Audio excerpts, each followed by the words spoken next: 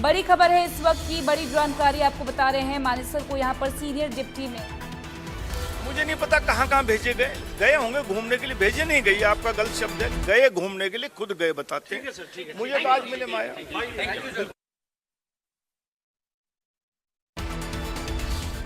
तो निर्दलीय पार्षद को यहाँ बनाया गया सीनियर डिप्टी मेयर। मानेसर को मिला है सीनियर डिप्टी मेयर।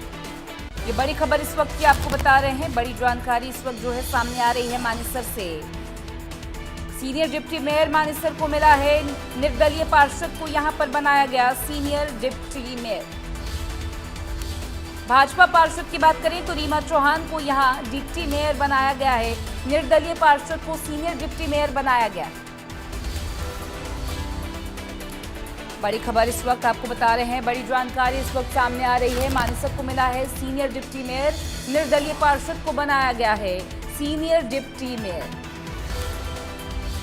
निर्दलीय पार्षद है, निर्दलीय पार्षद को यहां सीनियर डिप्टी मेयर बना दिया गया है। और भाजपा पार्षद की बात करें तो रीमा चौहान को यहां डिप्टी मेयर बनाया गया है। बड़ी खबर है मानेसर से, ये बड़ी जानकारी आपको बता रहे हैं। सीनियर डिप्टी मेयर बनाया गया है निर्दलीय पार्षद को।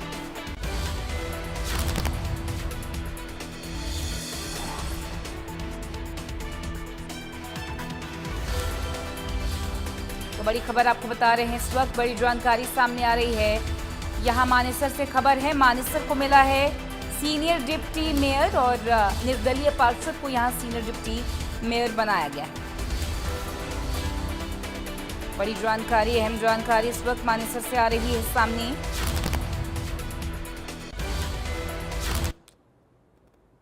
तस्वीर आप देख रहे हैं, मानेसर को मिला है सीनियर डिप्टी मेयर, निर्दलीय पार्षद को यहां पर सीनियर डिप्टी मेयर बनाया गया है। मानेसर को यहां सीनियर डिप्टी मेयर मिल चुका है।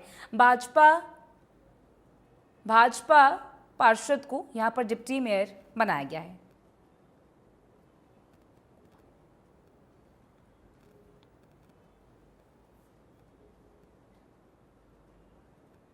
हमारे साथ साउथ हरियाणा ब्यूरो चीफ जुड़ रहे हैं गुलशन ग्रोवर जी। क्या कुछ जानकारी आपको मिल रही है? जिस तरीके से यहां पर बताया जा रहा है कि मानेसर को सीनियर डिप्टी मेयर यहां पर मिल गया है और यहां पर निर्दलीय पार्षद को सीनियर डिप्टी मेयर बनाया गया है, कैसे देख रहे हैं आप इस पूरी डेवलपमेंट को?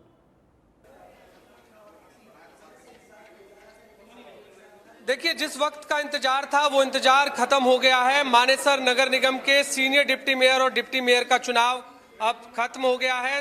निर्दलीय पार्षद परवीन यादव जो वार्ड नंबर 12 से चुने गए थे, उन्हें सीनियर डिप्टी मेयर बनाया गया है। यानी भाजपा से की टिकट से जो चुनाव लड़े थे उन्हें सीनियर डिप्टी मेयर का पद नहीं मिला है। निर्दलीय उम्मीदवार जो चुनावी मैदान में लड़े थे, जिनको वार्ड नंबर 12 की जनता ने चुना था, उन्हें सीनियर डिप्टी मेयर बनाया गया है। इसके अलावा वार्ड नंबर 2 से रीमा चौहान को डिप्टी मेयर बनाया गया है।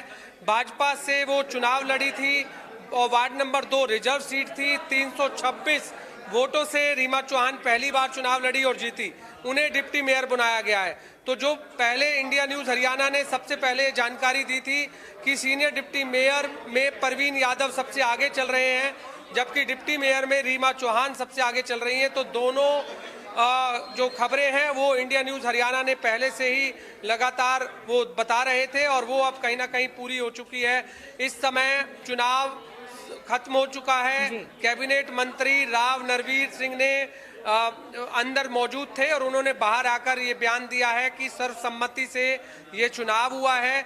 जो मानेसर नगर निगम में 20 पार्षद थे और एक पार्षद जो कि मेयर, 21 पार्षद टोटल वोटिंग में हिस्सा लेने थे, लेकिन केवल 12 पार्षद ही यहाँ पर पहुँच पाए, जो कि भाजपा के ही तमाम पार्षद थे। 7 पार्षद भाजपा के थे, 5 निर्दलीय पार्षद थे जो पहले से ही लगातार विदेशी यात्रा कर रहे थे, जो कह रहे थे कि तमाम भाजपा को 12 पार्षद वोटिंग देंगे, लेकिन वोटिंग की जरूरत नहीं पड़ी।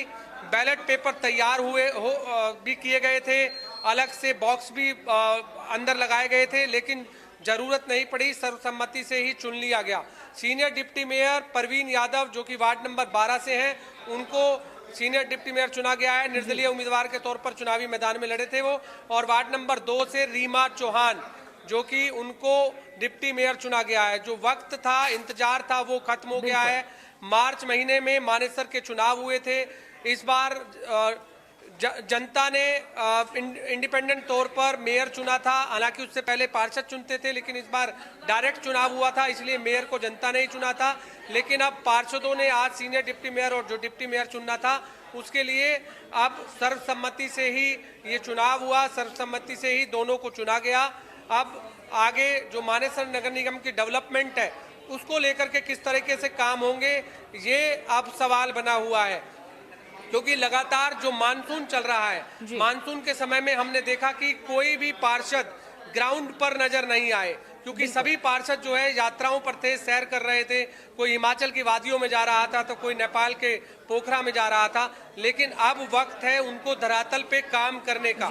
अब किस तरीके से वो काम करेंगे, किस तरीके की डेवलपमेंट रहेगी, ये अब देखना होगा। क्योंकि लगातार गुड़गांव और जिले में ही मानेसर आता है और जो जल भराव, कूड़े की समस्या, ये तमाम ऐसे मुद्दे हैं जो नगर निगम के अंतर्गत आते हैं। जो सफाई व्यवस्था है वो किस तरीके से दुरुस्त होगी, अब उन पर काम करना होगा। ये जरूर हम जानने की कोशिश करेंगे। सीनियर डिप्टी मेयर और डिप्टी मेयर इस समय अंदर जो है वो सीनियर डिप्टी मेयर और डिप्टी मेयर मौजूद है। जैसे ही उनको पत्र दिया जाएगा उसके बाद जो है वो यहाँ से बाहर आएंगे और फिर उनसे बातचीत करने की कोशिश करेंगे कि किस तरीके से आगे का उनका प्लान रहने वाला है।